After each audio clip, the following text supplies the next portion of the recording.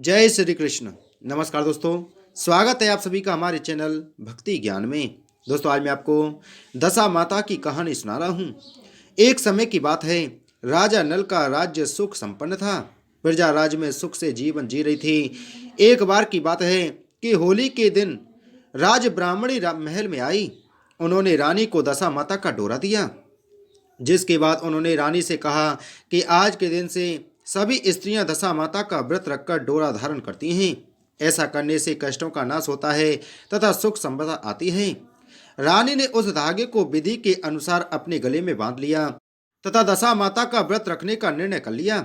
अचानक ही कुछ दिनों बाद राजा की नजर रानी दमयंती के उस गले में डोरे पर पड़ी।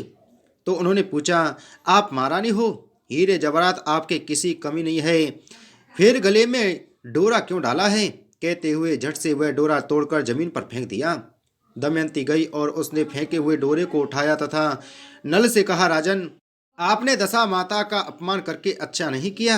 एक दिन रात में जब राजा सो रहे थे तो दशा माता उनके सपने में एक बुढ़िया के रूप में आई और कहा, राजन, आपका भाग्य अच्छा चल रहा था, मगर अब बुरा वक्त आरंभ होने वाला है। आपने मेरा अपमान जो किया, इतना कहते ही वह अदृश्य हो गई। इस बात को कुछ ही दिन बीते थे कि राजा नल का राज्य कंगाल होने की कगार पर आ खड़ा हुआ। राजा के समस्त ठाट बाट, रजवाड़े, हाथी घोड़े, धन दौलत सब नष्ट हो गए। तब राजा ने रानी से कहा, आप अपने मायके चली जाओ। मगर दमयंती ने कहा, मैं आपको इस हालात में छोड़कर कैसे जा सकती हूँ? जो भी हो, हम मिलकर परिस्थितियों का सामना करेंगे। तब राजा नल ने कहा, तो हमें रोजी रोटी के लिए किसी अन्य राज्य में जाकर नौकरी करनी पड़ेगी। यह सोचकर राजा रानी वहां से चल पड़े। राह में उन्हें एक भील राजा का महल दिखाई दिया। वे वहां गए तथा अपने दोनों राजकुमारों को भील राजा के यहाँ अमानत पर छोड़ दिए। कुछ दूर निकले तो उनके एक मित्र राजा का महल आया। जब वे दोनों वहां गए तो राजा ने उनका खूब आदर सत्कार किया, अच्छे पकवानों के साथ उन्हें खाना खिलाया तथा रात को अपने ही शयन कक्ष में सुला दिया। रात में अचानक राजा की नजर एक खूंटी पर टंगे कीमती हार पर पड़ी, जिसे वह महल की खूंटी तेजी से निगल रही थी। कुछ ही देर बाद वह उसे निगल गई। राजा की हैरानी का कोई पार नहीं था। उसने रानी को यह बात बताई तथा रातों रात वहां से भाग निकलने को कहा। यदि राजा ने सुबह हार का पूछ लिया तो वे क्या जवाब देंगे? जब नल और दमयंती रात को चले गए तो अगले दिन सुबह रानी ने खूंटी की तरफ देखा तो हार वहां नहीं था। उसने तुरंत आवाज दी तथा राजा को कहा, आपके कैसे मित्र हैं? आपने रात में उन्हें यहाँ ठहराया और वे यहाँ से चोरी करके भाग गए। राजा ने रानी को समझाने की पूरी कोशिश की। उन्हें चोर मत कहो, आप धीरज रखो, वो मेरे मित्र हैं तथा ऐसा नहीं कर सकते हैं। जब नल और दमयंती आगे के लिए निकले तो उनकी बहन का घर आया।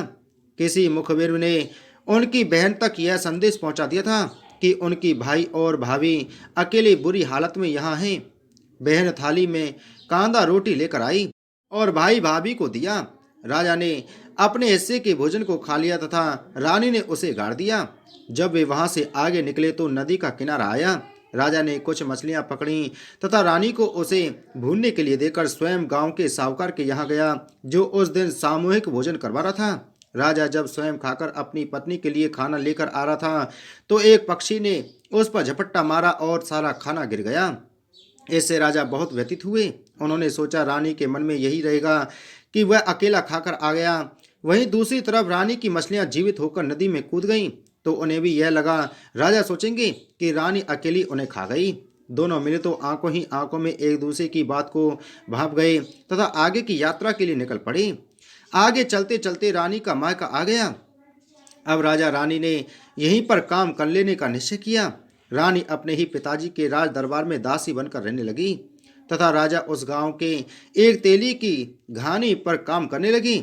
कुछ महीनों बाद होली पर दशा माता का व्रत आया। उस सभी रानियों ने स्नान किया तथा सिर धोया। दासी ने भी स्नान किया। उस दासी दमयंती ने सभी रानियों का सिर गूंथा। उसने राजमाता का भी सिर गूंथा।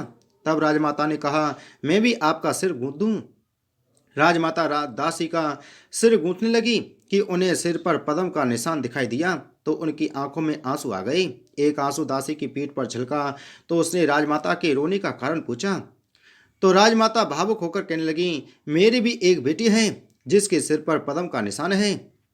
मुझे यह देखकर अपनी बेटी की याद आ गई। तब दासी ने सारा सच उगल डाला तथा अपनी माँ से कहा कि मैं दशा माता का व्रत रखूंगी तथा अपने पति की गलती की माफी की याचना करूंगी। जब दासी की माँ ने अपने जवाई के बारे में पूछा तो दासी ने बताया कि वो गांव के घासी के यहाँ काम करते हैं। तब सैनिकों को वहां भेजा गया। राजा को महल बुलाया, उन्हें नवीन वस्त्र पहनाए तथा भोजन करवाया। रानी दमयंती ने दशा माता का व्रत रखा। उनके आशीर्वाद से राजा रानी के दिन लौट आए। दमयंती के पिता ने खूब सारा धन, लाभ, लश्कर, हाथी, घोड़े आदि देकर बेटी जमाई को विदा किया। घर वापसी के रास्ते में वे उस स्थान पर गए जहां मछलियों को भुना था। तब दोनों ने पक्षी द्वारा भोजन गिराने तथा मछलियों के जीवित होने की घटना एक दूसरे के साथ साझा की। जब वे अपनी बहन के गांव गए तब रानी ने जिस जगह भोजन गाड़ा वहां देखा तो सोना और चांदी थी। अब राजा और रानी अपने मित्र राजा के महल भी गए। वहां उनका खूब आदर सत्कार हुआ तथा विश्राम के लिए उसी कक्ष में भेजा। रात को राजा ने देखा तो उसी खूंटी से वह कीमती हार निकल रहा है जिसे वह खूंटी निकल गई थी। अगले दिन वे भील राजा के यहाँ गए तथा अपने पुत्रों को लेकर राजधानी पहुंचे। नगर पहुंचते ही उनका खूब आदर सत्कार हुआ तथा राजा नल उसी ठाट बाट से राजा बने। तो प्रेम से बोलो दशा माता की जय।